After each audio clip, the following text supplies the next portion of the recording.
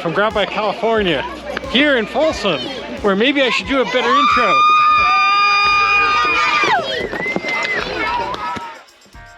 Look at all this chaos.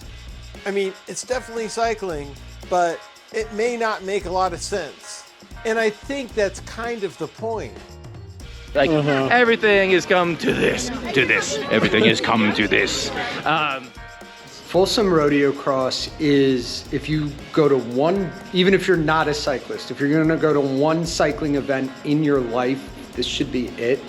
It is absolute mayhem with bikes, on bikes, around bikes, wild, fun music, interesting people. It's the event that Burning Man thinks it is, but it's crammed into 2.5 hours on a Wednesday night. If you're gonna go to one cycling event in your life, Folsom Rodeocross, if you live within 250 miles of here, do not miss it. I'm 350 miles. Well, perfect, so you're ahead of everyone else. You're doing great. I would say it is one of the largest regional cyclocross series in the US, if not definitely in California. Traditionally, this one, Halloween Cross, is arguably the largest cyclocross gathering in the US. It's not always a race because a lot of it's pretty silly, as you'll note the mustard costume, racing with their kid, the hot dog. Pro tips, wear a costume, don't try to race because it's going to get all crammed up everywhere and you're not going to actually be able to race it. Have no expectations other than it's going to be weird and wild and fun. Talk to everyone, make friends, no inhibitions. That would be my advice on it. Even though I live in LA, I knew I had to make it up for Rodeocross because the more I visit Sacramento, it cements why I think it has the best bike culture of any California big city, as there's far more entry-level options here. And its big cyclocross culture is very inclusive that Frank plays a big part of.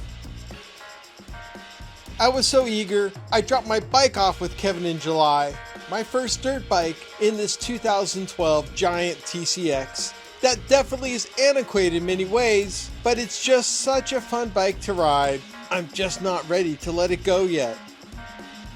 I probably got the last parking spot in the lot, and I wouldn't call the atmosphere carnival-like, just pure carnival, as everyone was getting ready for showtime.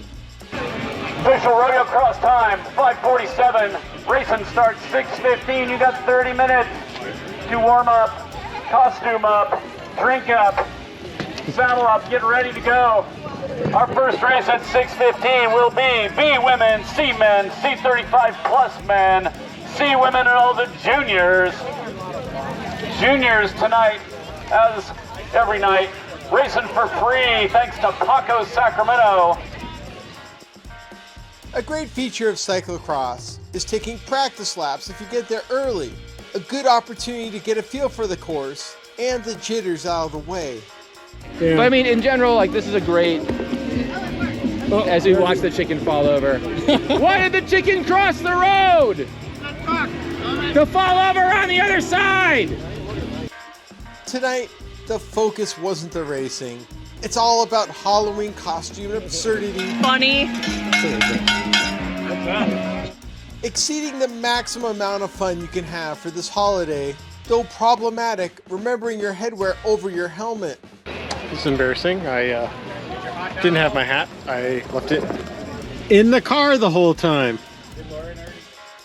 Even though there are 11 categories packed into 2 races, meaning it wouldn't be incredible if we were jammed together, and with race officials like Weird Al, we're here for fun and not to eat it. Thanks for making bad life choices. Yeah! Woo! With a lot of like-minded people. We love that you do it.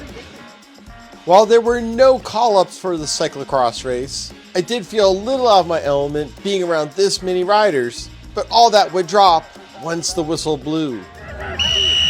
Go!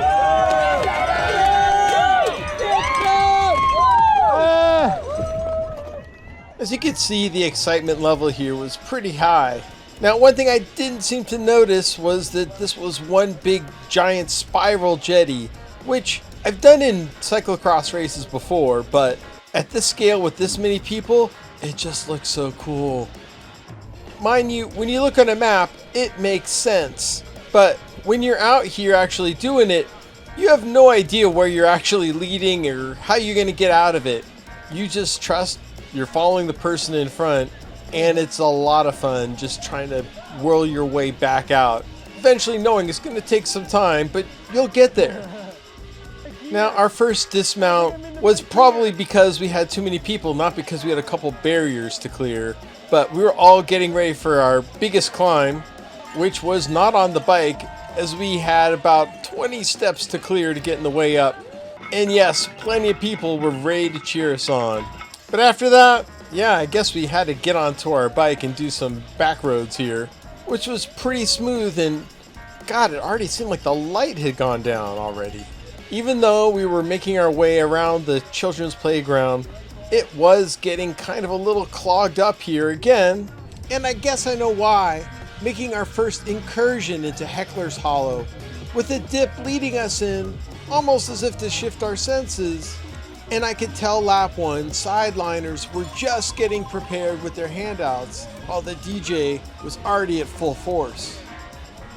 Now we still had a little bit of work to do back here, and some climbing, which wasn't quite on top of my gears at this point. This being my oldest bike, I really did notice the lack of gear range, but didn't care about it here. As we cut across the parking lot, a little bit of a lip to negotiate, and I was pretty sure the sign said Frank's Glory. I was riding too fast to figure that out. The eastern end was pretty flat and a lot of speed, and really all I'm thinking about is how do we get back into the arena?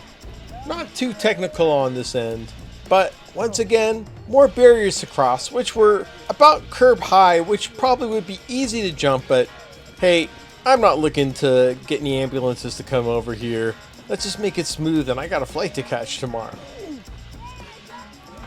Heading back into the arena, I kind of realized that I'm not using any of my cyclocross skills with these really wide turns, but this was not a race, and as you can see by no GPS unit, I had no idea how long each lap was or how long I was doing it. I just figured around this 40-minute time limit, I'd get in about 4 to 5. As coming up on the dismount the second time, it went a lot smoother, and because there was less people around, no problem trick-or-treating, and did I get my sugar intake in. Being the second go around, I was anticipating more Heckler's Hollow, but this being the first race, I was pretty surprised how much things had filled in just after one lap. And yeah, I was getting a little dehydrated, so an energy drink was definitely needed here. And you could argue that sip gave me a boost, but I was only passing people today on single speeds. And maybe one thing you notice here is I do not have a headlamp on my bike. But Rodeocross did such a fantastic job with these string lights, it was a non-factor bringing my own. Now on my third time around, I think my technique was improving, but I didn't stop for the cake and other goodies because with my phone on me, I didn't want to get doused and wanted to make sure I had it to get home. And you can tell these kids were not taking these energy drinks too. Having fun? Whoops, sorry. Except it's exhausting. Now these bikes were not getting any lighter, and it was one more time through the gauntlet for me. As you can see, I was getting sloppier, and so was the floor. But if you missed one, there's plenty of opportunities for more, and a lot of drippage on my part. So definitely work on your technique before making it out. As making our way back into the arena, you could tell things were kind of thinning out, seeming like everyone was in a rush to get off the course because everyone is amped for the second race. While there were results posted, I'm sure most others didn't check, and we're headed to watch race 2, as my biggest victory was just staying upright. Did you crash? I did not crash this time. Why not? I was careful in the whatever you call that, gravity cavity or whatever that is. I've wiped out in that before, and yeah, that's not comfortable. So yeah, just had fun, was careful, and yeah, I got cake all over me. I mean, what, cake, cookies, gummies, beer, not sure what else. With the A group starting out race 2, even they were in full Halloween regalia, as looking at it from afar had a hypnotic quality to it, as this ride was just getting dumb and dumber, and the buffoonery continued to level up, and there was one person who couldn't be happier. So far, so good. Yeah, what do you think, Zach? This is a must-do. You know, Good. I set the standard high coming here. Did you? I'm even doing it. Yeah. Did you? I told Did you everyone really? this is a must-do without. Okay, I did. Entering the fray made it feel like Woodstock 99, as you had to be mindful there was still a bike event crossing over, with bubble machines spraying off like a plague of locusts. And maybe it was just people getting off of work, but there seemed to be a lot more people in the second heat, with the hand-ups being reloaded at an impressive rate, and even options to start a college fund, showing off that joy and mayhem can coexist. Though perhaps keeping your bike on the ground was a better move, as pictures only show so much. You just have to be there, and whether it was sweat or 6% fluids, you were covered in it. Regardless, everyone had an experience that's something to write home about. So, Frank, this is a fabulous atmosphere. This is a must-do you've created, and thank you for making the whole community a part of this. Anyways, if you want to support more of these adventures, please hit the subscribe button, go to our shop, or support us on Patreon so we can bring you more from this state of dirt.